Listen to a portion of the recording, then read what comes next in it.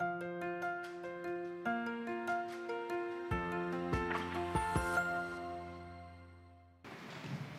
dia, meus irmãos. Graça e paz do Senhor Jesus seja sobre você, sobre todos nós, em nome do Senhor. Que bênção a gente poder abrir a palavra do Senhor, essa palavra que guia a nossa história. Os irmãos, não apenas a história de uma igreja local, como a nona igreja que está completando 52 anos, mas é a palavra da grande história, a história da redenção, a história que Deus está escrevendo ao longo dos séculos, e essa história que é registrada, explicada nas Escrituras, e que pela graça e misericórdia de Deus, inclui pessoas como eu e você. Às vezes a gente olha para a palavra de Deus e concebe assim uma história distante de nós, mas quando nós passamos a conhecer essa palavra, nós vemos que nós estamos ali, nós estamos bem no meio de toda essa história, e louvado seja o Senhor que tem nos dado essa graça. Eu quero te convidar a abrir a sua Bíblia em 1 Samuel, capítulo 16, eu quero ler com você nesse início aqui apenas o versículo 1. Nós estamos, essa é a terceira semana em que nós estamos preparando você para entender o reino de Deus em uma profundidade maior, através das exposições que nós vamos fazer em 2 Samuel. Então são 3 semanas fazendo uma introdução, 3 semanas de preparação. Nós no primeiro momento falamos sobre Samuel e o reino. Semana passada falamos sobre Saul e o rei. Hoje eu quero falar com você sobre Davi, o mediador. E eu peço ao Senhor, eu quero orar com você mais uma vez, pedindo a Deus que nos dê entendimento, irmãos, porque no fim das contas não é sobre saber muito conteúdo bíblico, mas saber como aplicar a palavra do Senhor na nossa vida, como viver de modo digno diante do Evangelho do Senhor, diante do Senhor Jesus. Peço que você feche seus olhos mais uma vez e peça a Deus para falar ao seu coração. Senhor Deus, nós estamos aqui, ó Deus, mais uma vez suplicando que o Senhor nos dê compreensão da Tua palavra, que o Senhor fale profundamente ao nosso coração, a ponto, Deus, de mudar o rumo da nossa história. Se por acaso a nossa história está divergindo daquela linha, daquele caminho que o Senhor tem para nós, nós pedimos que o Senhor nos traga para mais perto do Senhor Jesus, nos firme nesse caminho santo e vivo, que é o Senhor, que a Tua palavra nos mostra. Nos abençoe, Senhor, nós te suplicamos no nome de Jesus. Amém. Versículo 1 do capítulo 16 de 1 Samuel, está escrito assim: disse o Senhor a Samuel: até quando terás pena de Saul, havendo eu rejeitado, para que não reine sobre Israel?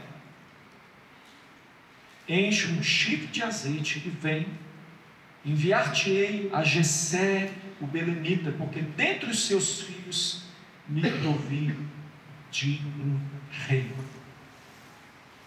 Semana passada, Saul é o rei. Saul é o rei. Saul absolutamente não é o rei. Saul representa as escolhas humanas em rebeldia contra Deus. O povo chegou diante de Samuel e disse: nós queremos um rei igual ao rei das outras nações. Sabemos muito bem o que nós queremos, sabemos muito bem aquilo que nós precisamos. E você, Samuel, como profeta, sacerdote, queremos que você unja um rei para nós, como nós queremos. Samuel vai até o Senhor e fala: Senhor, o povo está rejeitando a mim, o governo que eu estou aqui em nome do Senhor rezando. E o Senhor diz: Samuel, preste atenção, não é a você que eles estão rejeitando, eles estão rejeitando a mim. Mas faça o seguinte, vai lá e vai dar a eles exatamente aquilo que eles estão pedindo. E eles recebem então Saul, e nós vimos como se deu a história de Saul e como ele então representa as escolhas que nós às vezes fazemos em rebeldia contra o Senhor, por pensar que sabemos muito bem aquilo que é bom para nós. Saul então representa os ídolos. Por que os ídolos? Porque o povo queria, Deus fazia suas guerras, Deus governava sobre o povo, Deus dava livramento a Israel, Deus sempre cuidou do seu povo, cumpriu suas promessas. E o povo disse: não, a gente quer alguma coisa mais perto, que a gente possa conversar com Ele, Ele vai fazer as nossas guerras, Ele vai fazer aquilo que só Deus faz. Muito bem. O ídolo é quando você escolhe alguma coisa e coloca no lugar do Senhor. Para o povo de Israel, eles podiam ter alguém que fizesse as suas guerras, e o ídolo é tão sutil, Deus havia já predito que Israel teria um rei, a lei do rei estava até escrita, já o próprio Moisés tinha escrito a lei do rei, mas o problema deles foi fazer de Saul um ídolo. Os ídolos prometem, eles exigem sacrifícios, mas eles não cumprem as suas promessas. E se você olhar e você se lembrar da história de Saul, você vai ver, pode refletir bem com quem Saul se parece. Com quem que ele se parece? Saul se parece com quem? Pense comigo. Ele é o escolhido, mas que vacila diante da responsabilidade. Ele não quer a responsabilidade. Ele é o grande guerreiro que não enfrenta o gigante, que não defende o povo. Ele é um líder, mas que é guiado pelos seus interesses particulares. Ele não vive em obediência e fé. Ele é aquele que retribui o bem com o mal. Lembra como ele trata Davi, sendo que Davi fazia o bem? Ele é aquele que retribui o bem com o mal. Ele é alguém que quer ser reverenciado no lugar de Deus. Se você se lembra da passagem que daquela guerra, aquela primeira guerra que ele está conduzindo ali, Jonatas come o mel, você se lembra? Saul tinha dado uma ordem: ninguém comesse até que ele se vingasse dos seus inimigos. Naquela altura ele já se via, ele via como algo, sabe, as vitórias, ele sempre falava: cadê a minha glória? Saul, ele tem esse caráter, ele quer ser reverenciado e ele não está se importando em reverenciar a Deus. Ele transgride continuamente a vontade do Senhor, e ele é alguém que termina a vida literalmente em íntima relação com demônios, seja pelo fato de ele ser possuído por demônios eventualmente, seja pelo fato de que, como Deus o havia rejeitado, ele não tinha mais como conseguir alguma comunicação com o Senhor. Ele mesmo procura por uma mulher que invocasse os mortos, e você sabe muito bem que aquilo ali não se trata de Samuel, mas de todo aquele engano que Satanás promove com a mentira, e ele vai para aquela invocação demoníaca, e ele termina a vida conversando em intimidade com demônios. Ele vai à ruína, e ele leva consigo a ruína todos aqueles que o seguem. Então, com quem que ele se parece? Saul não é o rei, Saul é um imitador de Satanás. Você tem uma figura que tem todas essas características que eu falei aqui de Saul, então o próprio Satanás. E os que seguem a Saul, ou os que seguem essa mentalidade que produz Saul, que produz essa idolatria a Saul, aqueles que andam na mentalidade de Saul, ou a mentalidade que trouxe Saul como rei para Israel, acabam seguindo a Satanás e terminando em morte e destruição, até morte eterna. Irmãos, nós precisamos enxergar, aliás, nós precisamos admitir que nós enxergamos mal, que nós escolhemos mal, e que nós, por nós mesmos, acumulamos pesos que nós não podemos suportar. Como as ovelhas são assim, a ovelha não enxerga bem, portanto, não consegue fazer boas escolhas, e aquela lã toda vai crescendo, vai juntando carrapicho. Uma ovelha não cuidada, ela acaba na autodestruição. essa é a sina das ovelhas, não é? Enxergar mal, não saber o caminho, não conseguir encontrar as águas, não conseguir encontrar o alimento, acumular em todos aqueles garranchos ali. E aí, como nós somos assim, a gente pode se perguntar que esperança então de salvação nós podemos ter, se nós estamos sempre propensos a errar dessa forma. E que esperança nós podemos ter? Nós erramos da mesma forma que aquele povo, escolhemos ídolos, escolhemos Saul. Talvez você diga assim, não, todos menos eu. Será? Porque eu conheço um sem número de pessoas, crentes, menos do que exteriormente você pode saber que alguém é crente, que escolheu um marido conforme os critérios do mundo e não conforme Deus. Escolheu uma esposa não conforme os critérios de Deus, mas conforme o mundo. Que escolhe profissão conforme os seus interesses particulares, conforme a possibilidade de ganhos financeiros, e não procura identificar o chamado de Deus para a sua própria vida, porque Deus não chama só pastor. Nós sabemos que Deus chamou cada um de nós e nos habilitou, e nos deu dons, e nos convocou para exercer ali os mandatos que Ele nos deu. Mas há pessoas escolhendo ídolos. Interessante, porque o ídolo, ele não se importa de ser mais um. Na cabeça do idólatra, no entendimento idólatra, você pode ter muitos ídolos e ainda ter Deus. E aí quando pergunta, por que você está transgredindo contra Deus? Sua resposta é semelhante à de Saul. Quando Samuel chegou para ele e disse assim, por que você não cumpriu o mandato do Senhor? Ele disse, cumpri sim, e fiz melhor. Que barulho de ovelhas é esse? Vai sacrificar o seu Deus, está vendo como que eu sou uma pessoa? Os ídolos, eles admitem que você diga que serve a Deus, mas Deus não admite que você diga que o serve e mantenha uma atitude idólatra na sua vida. Deus não aceita isso. A idolatria é algo com o que nós devemos nos preocupar, porque povo de Deus, tantas vezes, conhecendo a história de Israel, nós sabemos disso, e não pense você que o seu coração não é, que o que Calvino disse certa vez, uma fábrica de ídolos. Cuidado com a idolatria. É por isso que nós precisamos meditar aqui e perguntar que esperança nós podemos ter, uma vez que a gente chega à conclusão que tão facilmente nós nos desviamos do caminho do Senhor e escolhemos para nós ídolos. Que esperança de salvação nós podemos ter se nós estamos tão propensos a errar?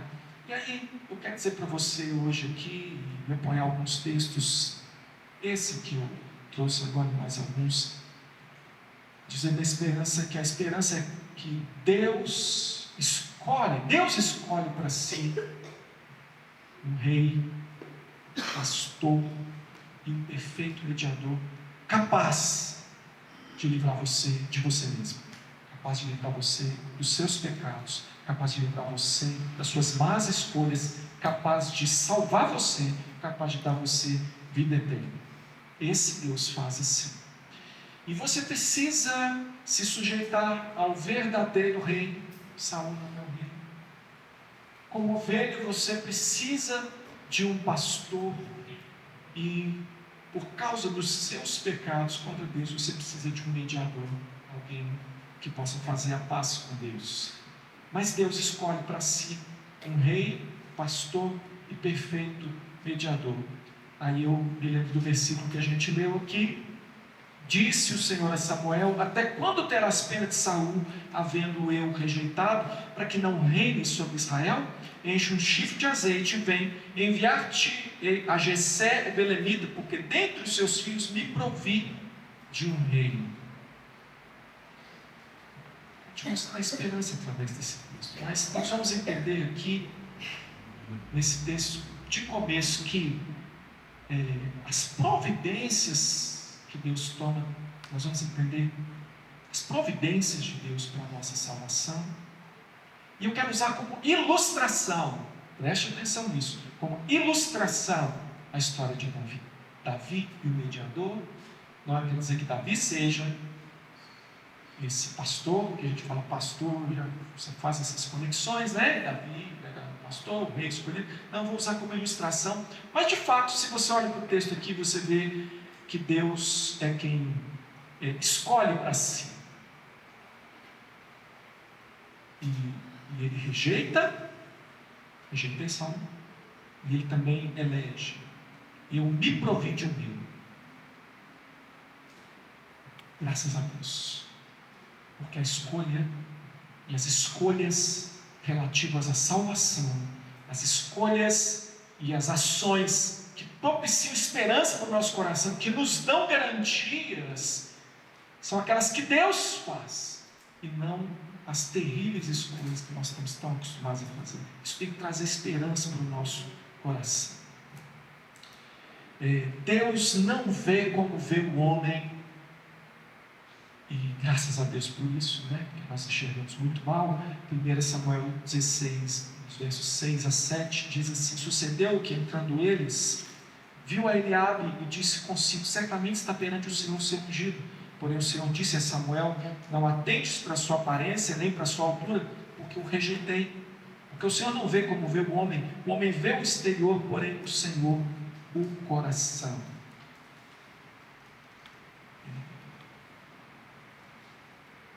Por isso que nós nos metemos em tantas enrascadas, por isso que nós somos tão incapazes de nos salvar, por isso que nós dependemos de Deus fazendo essa escolha. Nós precisamos confiar no plano de Deus, irmãos, nas escolhas de Deus, nas palavras de Deus, no que Deus está dizendo que é, porque Ele é perfeito nas suas escolhas. Ele não vê conforme vê o homem.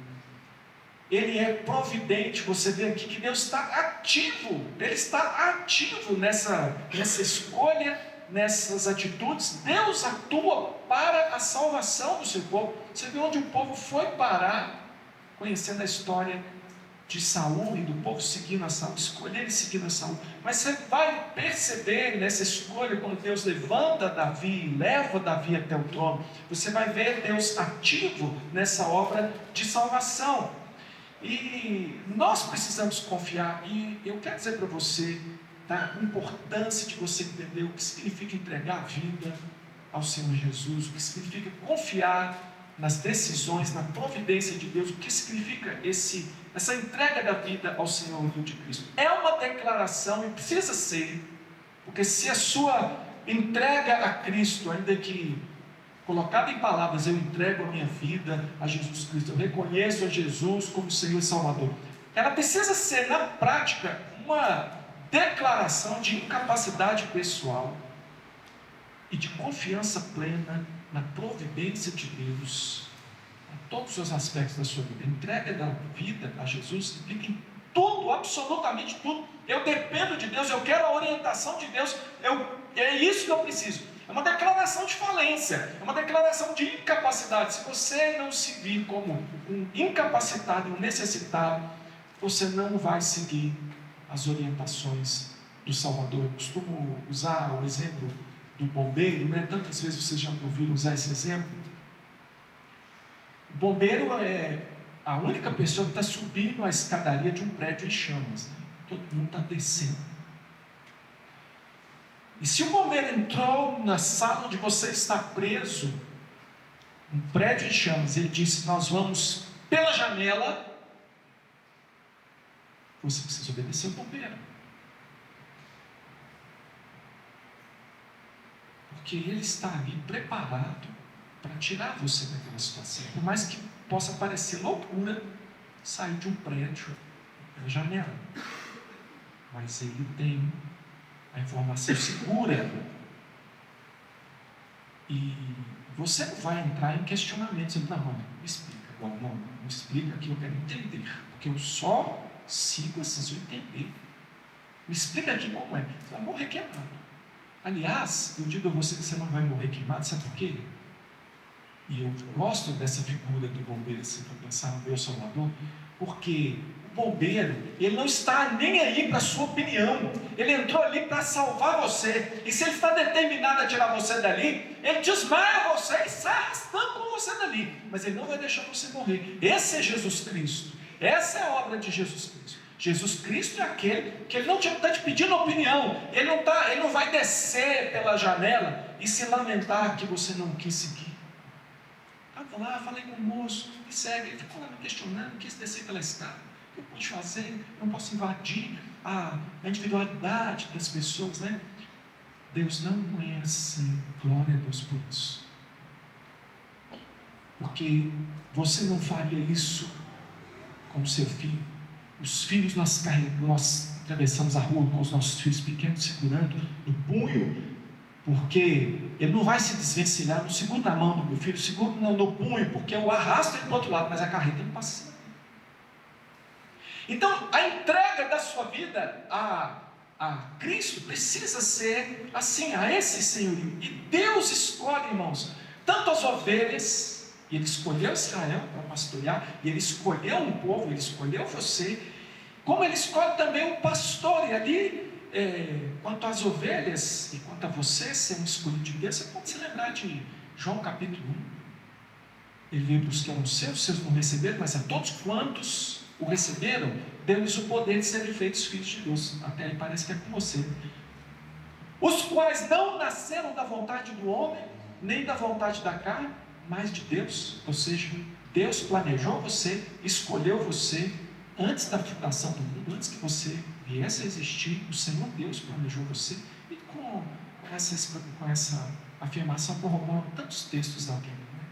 Deus escolhe a ovelha e Ele escolhe também o pastor. E Deus escolheu então um rei pastor.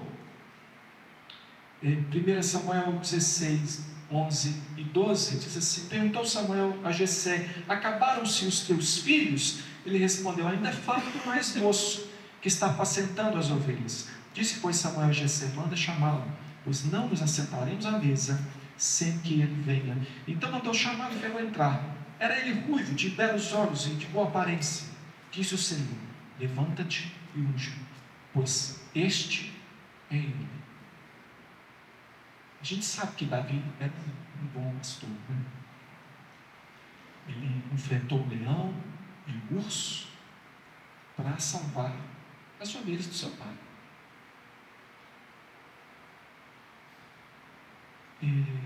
É interessante como o próprio Deus identifica a si como pastor e a nós como ovelhas. Isso já no Antigo Testamento. Ezequiel, capítulo 32, verso 12, diz assim: como o pastor busca o seu rebanho no dia em que encontra as ovelhas dispersas, assim buscarei as minhas ovelhas, livrá-las-ei de todos os lugares para onde foram espalhadas no dia de nuvens e de escuridão. De modo que Davi é assim ilustrativo, não é? Davi, a história de Davi é ilustrativa dessa pessoa que é o próprio Deus. Deus é esse pastor, esse sumo pastor. Mas com quem Davi se parece? Perguntei com quem Saul se parece. Nós olhamos para Davi e nós vamos encontrar em Davi algumas características que a Bíblia chama de características do mediador. Mediador. Tem um teólogo chamado Gerhard von Groningen que define mediador como aquele que representa o povo diante de Deus e Deus diante do povo, cumprindo as condições do pacto e trazendo plenamente as bênçãos do reino. Davi ele tem características que fazem a gente pensar no mediador. Ele é o escolhido que aceita com humildade a escolha. Quando Davi é escolhido, ele ficou falando com todo mundo, ele aceita com humildade. Ele é um ungido que aguarda, mesmo que sofrendo, o momento certo para que ele exerça o seu papel como rei. Ele assume o cargo e ele não faz isso para si, mas você vai ver o Davi governando a favor do seu povo, e ele está sempre preocupado com o povo, e há um momento inclusive que o povo está sendo penalizado por causa do pecado de Davi. Ele tinha cometido pecado, e na oração ele fala assim: castigue, Senhor, castigue a mim, não a essas ovelhas, elas não fizeram nada, permita. Então ele está ali se colocando, na verdade, o pecado era dele mesmo, mas atingia todo o povo, né? Mas Davi, ele tem essas características assim do mediador. Ele é o guerreiro que enfrenta o gigante no lugar do povo de Deus. Você se lembra que a consequência de perder para aquele gigante era a escravização de Israel? Ele, ao contrário de Saul, ele enfrenta o gigante a favor do povo de Deus. Ele é o líder que é guiado por Deus, vivendo em obediência e fé. Ele sempre consulta ao Senhor sobre como ele deve proceder nas questões. Ele é alguém que retribui o mal com o bem. Lembra como ele trata Mefibosete?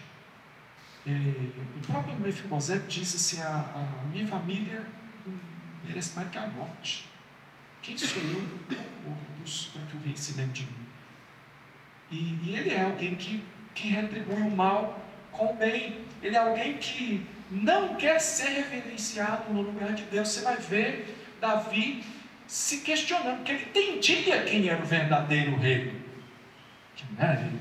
Ele entendia isso. Então, um dia ele vai dizer assim: não tem condição de eu morar num palácio enquanto a habitação do Senhor é uma tenda.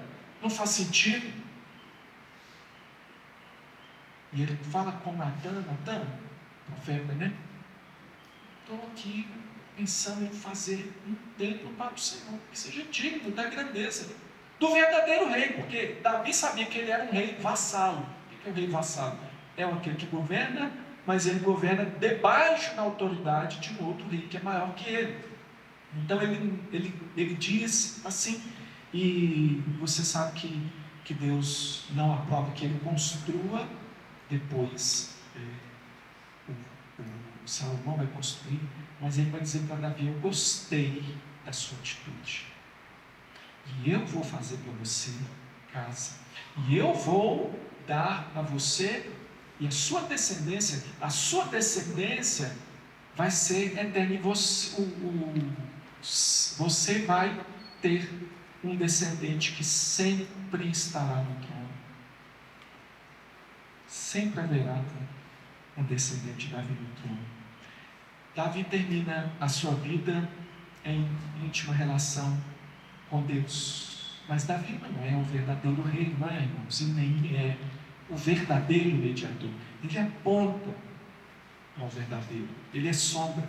Ele cumpriu o seu papel como servo, mas por causa dos seus pecados, é claro, ele nunca estaria qualificado para ser aquilo que o povo realmente precisava.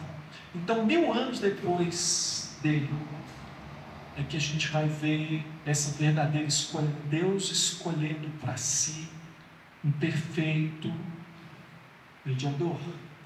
E é claro que você sabe que eu estou falando de Jesus Cristo. Jesus é o verdadeiro escolhido. Então, veja como o Antigo Testamento contém sombras daquilo que é concreto, né? Você tem essa sombra. A sombra, você tem assim, um objeto, e ali, pela projeção da sombra, você fala: aquilo é a sombra de uma mão. Mas quando você vê a mão, aí você tem o concreto, o real. Você olha para Davi, você vê as sombras do mediador.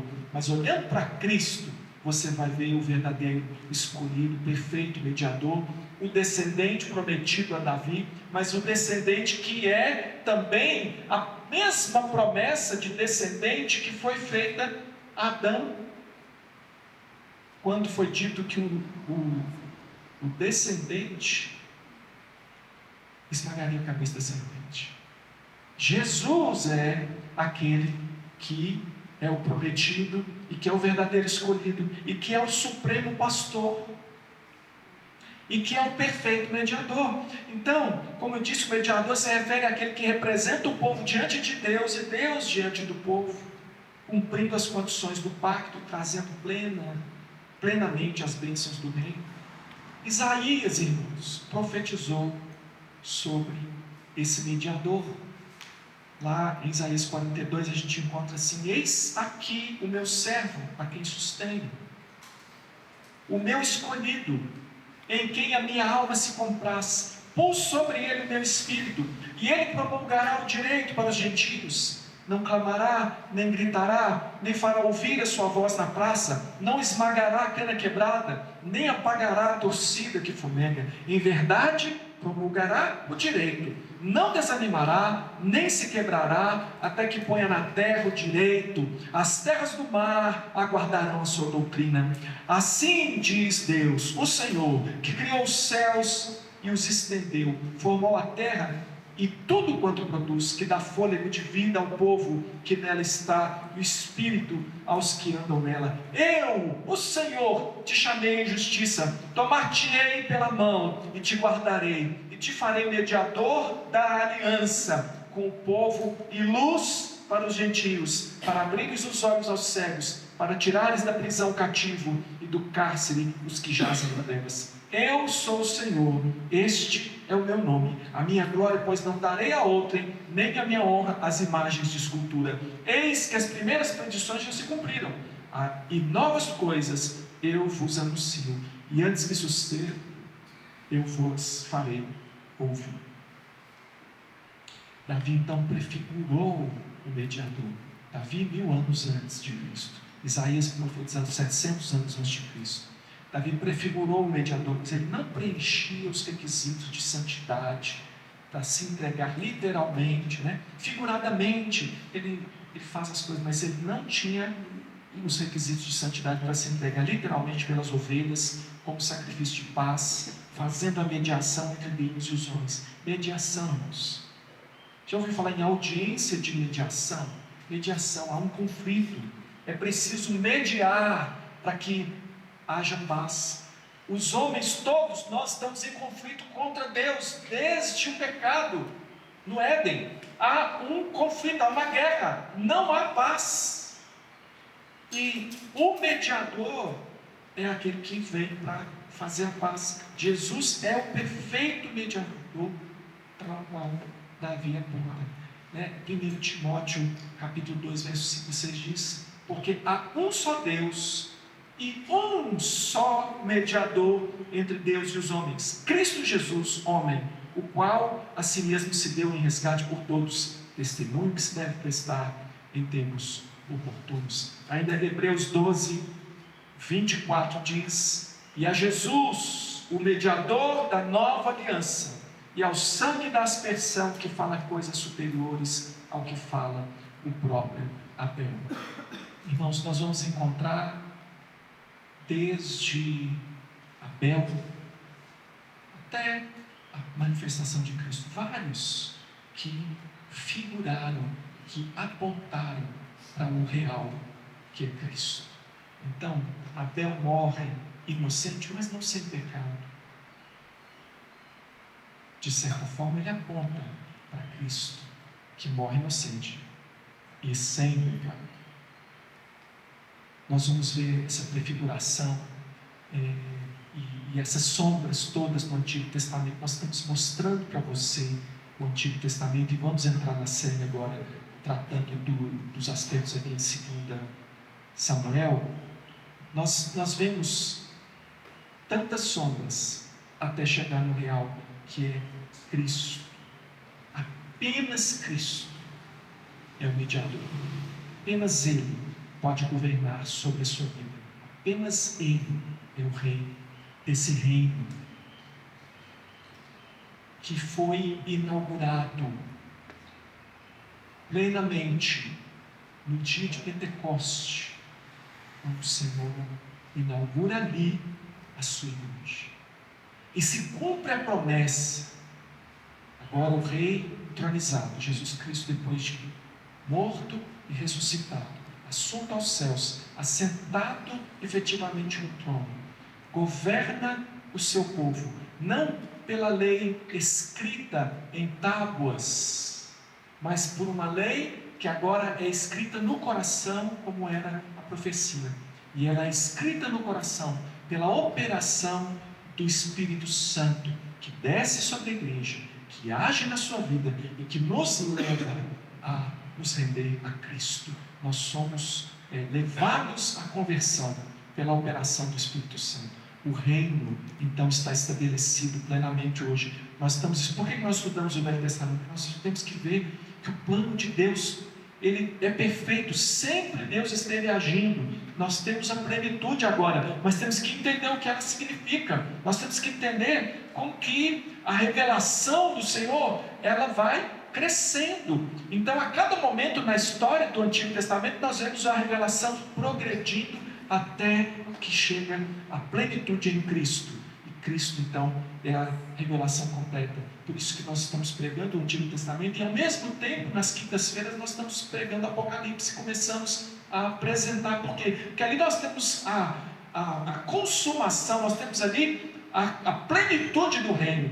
E ali nós temos a descrição dos nossos dias, desde os dias de Jesus até a consumação, novos céus, nova terra. Mas o importante para mim e para você, eu quero fazer algumas aplicações para a gente sair daqui assim, fortalecidos nessa palavra do Senhor.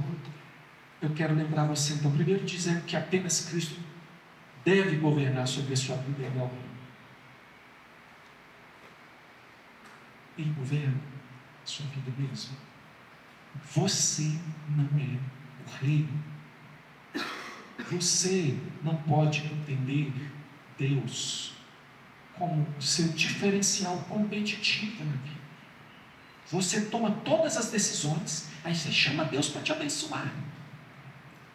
Não é assim que funciona.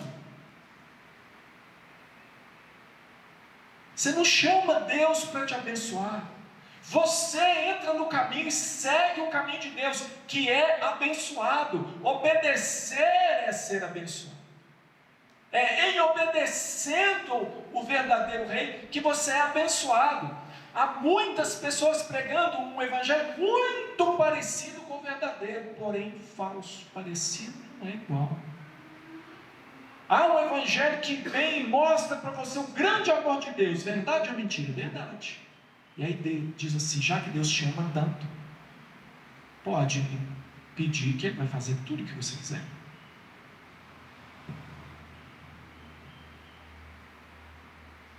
Tudo o que você quiser.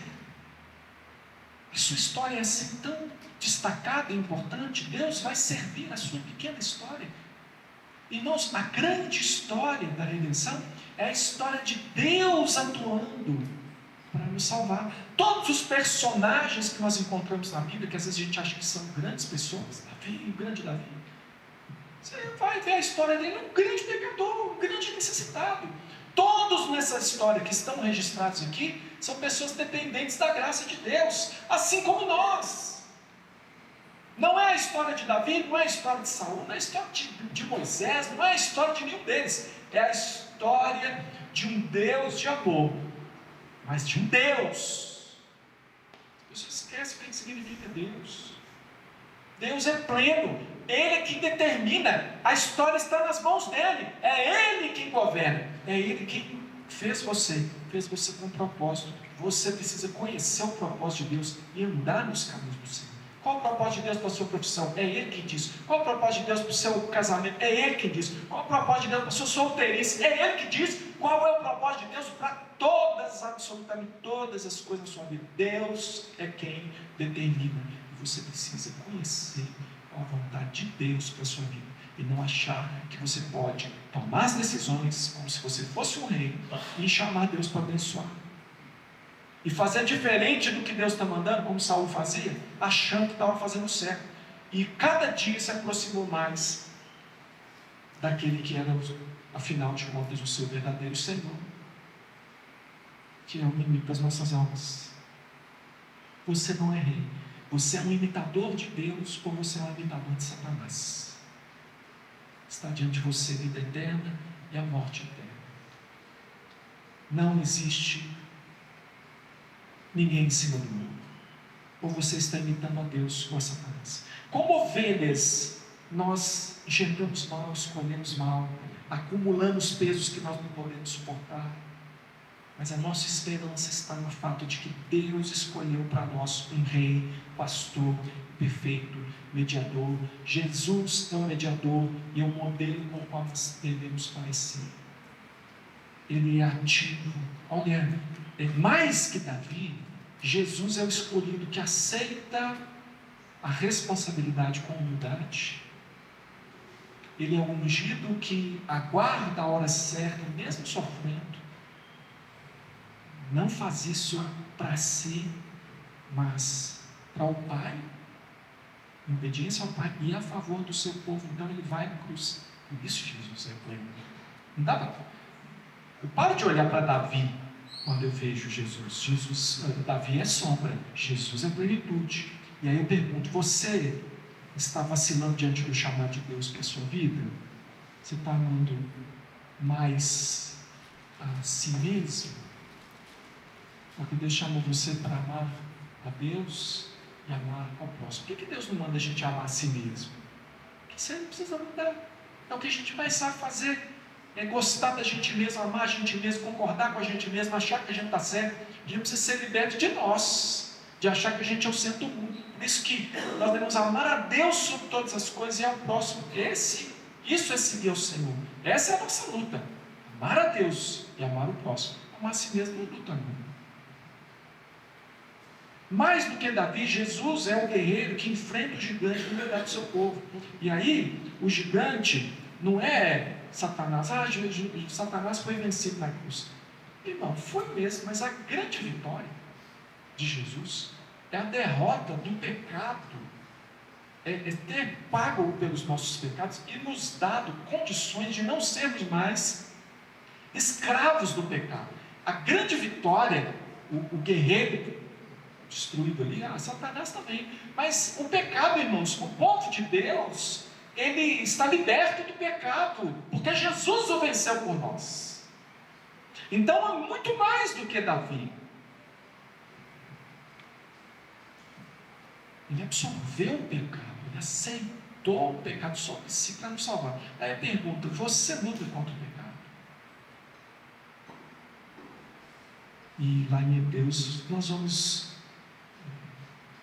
ver o escritor dizendo assim: a vossa luta contra o pecado ainda não tem chegado até o sangue. Tem pessoas que admitem muito facilmente o pecado na sua vida, não lutam contra o pecado, abusam da graça do Senhor. A graça do Senhor é verdadeira? É. Não abuse da graça.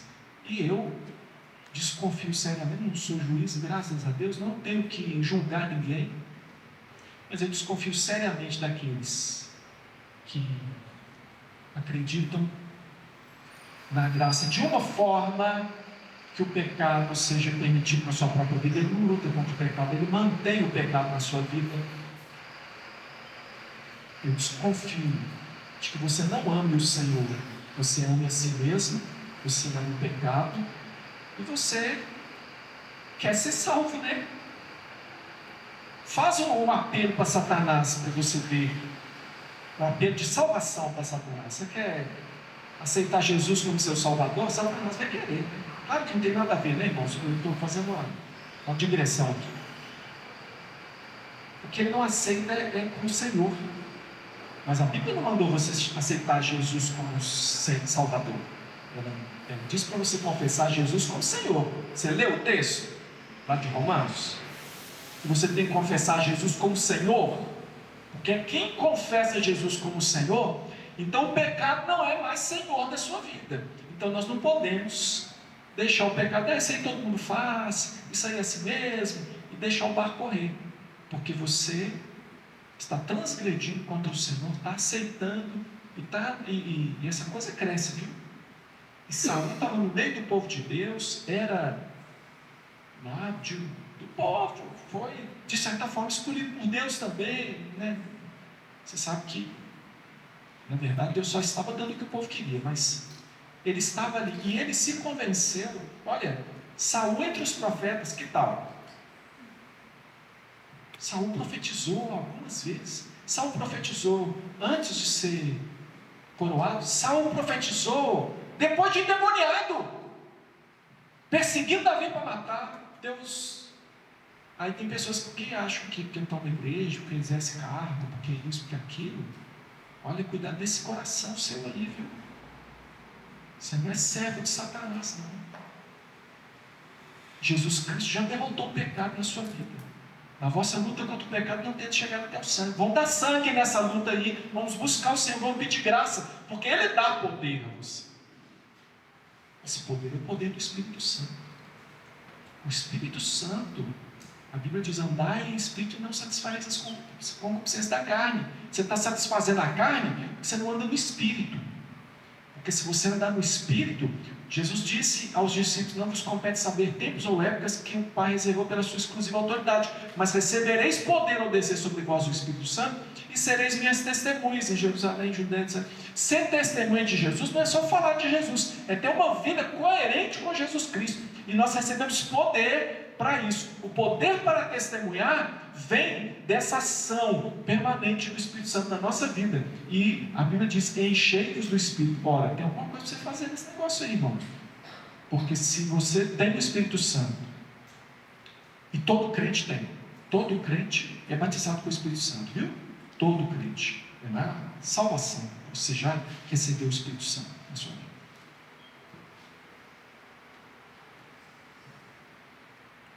Mas você não busca andar no caminho de Deus, a Bíblia diz, enchei-vos do Espírito Santo. Diz andar. Quer dizer, onde estão as disciplinas espirituais? Onde está a sua busca por Deus? Para que você seja efetivamente governado por aquilo que você sabe que é o Rei. Você não está obedecendo ao Rei, está fazendo péssimas escolhas na sua vida, está destruindo a sua vida, está colocando em risco sua família, sua vida toda. Por quê? Porque você está usando a graça. E não está usando. Abusar é usar mal. Usar é quais são os meios para você ser cheio do Espírito, para você ser cheio de Deus.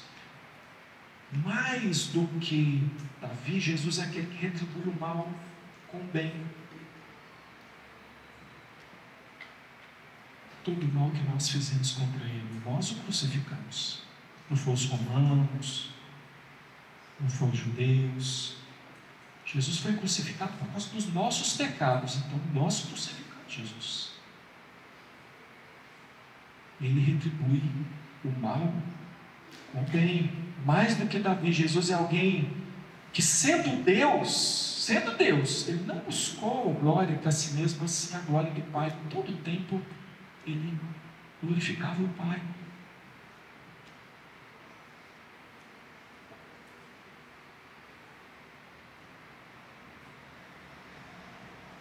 E você querendo fazer de Deus o seu abençoador particular. Aquela figura que eu fico falando aqui do gênio da lâmpada. Você só se preocupa consigo mesmo, com sua vontade, com o seu querer, as coisas que você quer na sua vida. Foi contra isso que Jesus falou com Pedro. Ele disse, arreda Satanás, porque não cogitas das coisas de Deus e sim das dos homens. Porque quando Pedro propôs a Jesus que tivesse pena de si mesmo, que cuidasse mais de si mesmo, tivesse uma autoestima mais elevada, quem sabe, né? Que desse, Jesus falou assim, eu sei de onde procede esse pensamento de cuide de si mesmo, goste mais de si mesmo, cuide da sua vida, torne sua vida melhor. Eu sei de onde procede. É de Satanás. Esse pensamento não é, porque o pensamento de Jesus é um pensamento de entrega, e o de Satanás é de autopromoção. Satanás não dá nada, não. Satanás só exige. Satanás é tudo para ele. E os homens que o seguem também vivem dessa forma. E são destruídos, porque não é esse o caminho de Deus. Mais do que Davi, Jesus é alguém que termina a vida em íntima relação com Deus. E ele podia dizer com toda tranquilidade, vim do Pai e entrei no mundo, todavia deixo o mundo e vou para o Pai. Você já recorreu ao mediador, você já pediu a Deus que tenha misericórdia da sua vida, já entregou sua vida a Jesus Cristo, fez dele Senhor da sua vida, se submete a Ele. E tem por causa disso o verdadeiro mediador, esse sumo sacerdote que foi falado aqui, que é capaz de se compadecer de você, porque Ele foi tentado em todas as coisas. Ele sabe, não só pela onisciência, mas até mesmo por ter sofrido as tentações. Ele sabe o que é, mas Ele não cedeu ao pecado. E Ele foi o sacrifício por você. Ele intercede por você. Você entregou sua vida a Ele, porque se você não fez isso ainda, deveria fazer. Entregar a sua vida ao Senhorio de Cristo significa renunciar ao pecado, renunciar a esse estilo de vida duvidoso, às vezes até parecido com Saul, está no meio do povo de Deus, até serve para ser líder, está cotado para ser líder do povo de Deus, mas não é alguém que serve de verdade a Cristo.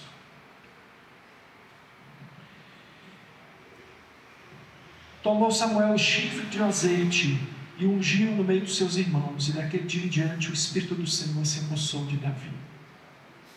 Que pensa, né? Ser habitado pelo Espírito de Deus. Puxa, que benção, queria ser Davi. Meu irmão, deixa ser besta. Nós temos algo muito superior ao que Davi teve. Porque os reis eram ungidos, e os profetas eram ungidos, os sacerdotes eram ungidos, e eles tinham essa unção, esse agir do Espírito pontual na vida deles para exercer o que eles tinham que exercer, mas nós temos a presença permanente do Espírito Santo. Para de ficar com bobagem, achando lindo o que você vê no Antigo Testamento, e confia no agir de Deus. Veja como que em Cristo isso é muito maior. Isaías profetizou, né? Mais adiante a gente vai ver Jesus Cristo dizendo, cumpriu foi em mim. Isaías falou, mas ele estava falando de mim, porque Isaías, lá no capítulo 61, ele registra assim: o Espírito do Senhor Deus está sobre mim, porque o Senhor me ungiu para pregar boas novas aos quebrantados, enviou-me a curar os quebrantados de coração, a proclamar libertação aos cativos, a pôr em liberdade os algemados, a pregoar o ano aceitável do Senhor e o dia da vingança do nosso Deus, a consolar todos os que choram e a pôr sobre os que em Sião estão de luto uma coroa em vez de cinzas, óleo de alegria em vez de pranto, veste de louvor em vez de espírito angustiado, a fim de que se chamem carvalhos de justiça, plantados pelo Senhor para a sua glória. E você imagina Jesus Cristo dizendo: isso aí, hoje se cumpriu essa escritura. Muito mais do que Davi. Jesus é o verdadeiro mediador, que quer fazer tudo isso na sua vida, não porque Ele é o seu serviçalzinho, não porque Ele é o seu abençoadorzinho, mas porque Ele coloca você no verdadeiro, vivo caminho, o caminho da vida. Ele diz: eu sou o caminho e a verdade e a vida, ninguém vem ao Pai a não ser por mim. Por que Ele tem que dizer isso com toda clareza? Porque Ele não é idólatra, Ele tem que falar a verdade, Ele é Deus, por isso Ele é o caminho. Você pode confiar nele, você deve confiar nele. Ele quer fazer tudo isso por você, porque Ele é o mediador. Ele foi enviado para ser esse rei, ele é nomeado para ser esse rei, ele é escolhido para ser esse pastor, o supremo pastor das nossas almas. Ele é o verdadeiro mediador, que é a paz entre você e Deus. Você e eu precisamos nos sujeitar ao reino. Nós precisamos desse mediador, nós precisamos viver o reino, porque foi feito por Deus um pacto de salvação a nosso respeito, e nós somos os beneficiários, irmãos. Hoje, se ouvirdes a voz de Deus, não endureçais o vosso coração. Olha, 52 anos de nova igreja, lindinho, bonito, cheio de bênçãos. Ontem nós ouvimos tantos testemunhos, podíamos ter ouvido dezenas de outros, até centenas. Quantas pessoas não estão aqui? Não se trata de 52 anos, não se trata da sua vida no particular, se trata da grande história da redenção, e Deus aprove ao Senhor incluir você como ovelha do seu pastoreio e dar a você uma missão. Vamos agradecer a Deus, irmãos, pela salvação em Cristo Jesus. Se você ainda não entendeu, mas hoje você entendeu esse senhorio de Cristo, clama por perdão, misericórdia, coloca a sua vida diante de Deus e fala: Senhor, eu quero viver em liberdade. O Senhor já venceu o gigante por minha causa. Eu não quero me submeter ao inimigo, os inimigos. Eu quero ser liberto, eu quero viver a libertação. Eu quero entender isso. Então eu peço que você feche os seus olhos.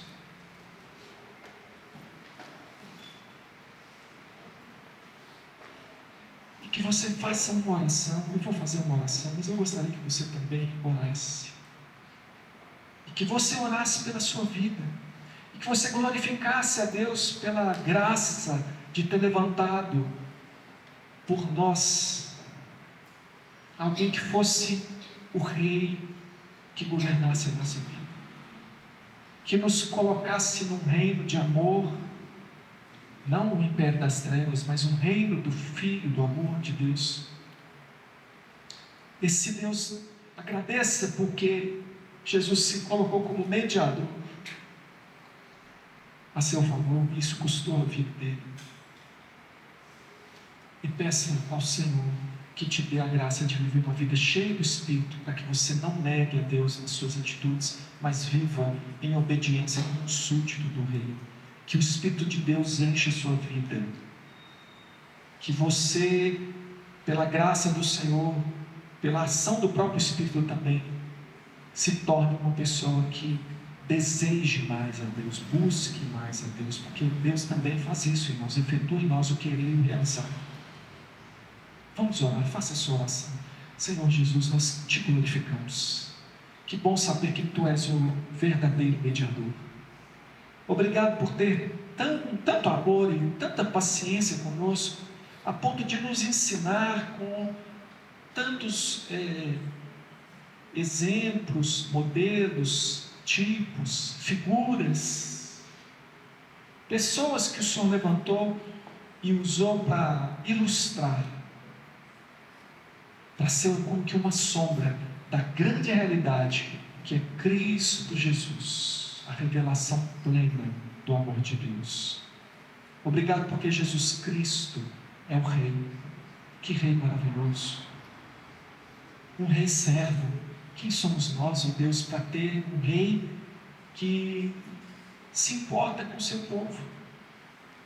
Porque se o Senhor Deus dissesse que não tem nenhum interesse em ninguém, apenas em Ti mesmo, o Senhor estaria certo, porque Tu és Deus.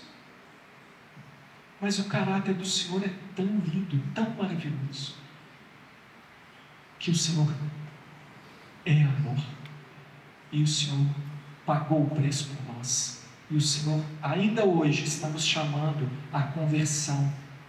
Ainda hoje o Senhor está estendendo para nós a redenção. Ainda hoje o Teu Espírito opera para que nós nos convertamos ao Senhor, sejamos convertidos ao Senhor e tenhamos um novo e vivo caminho. Obrigado porque o Senhor é o caminho e o Senhor Jesus também é a própria palavra. Obrigado porque na Tua palavra eu encontro o caminho. Obrigado porque o Senhor tem nos dado entendimento, oportunidade de estudar, conhecer a Tua palavra. Peço que o Senhor nos abençoe, Deus. Abençoa o Teu povo. Ó Deus, que a graça do Senhor Jesus seja sobre nós. Que o amor de Deus, o nosso Pai, seja sobre nós. E que a comunhão do Espírito do Senhor seja sobre nós, sobre o povo do Senhor, aqui em toda a face da terra, agora e sempre. Amém.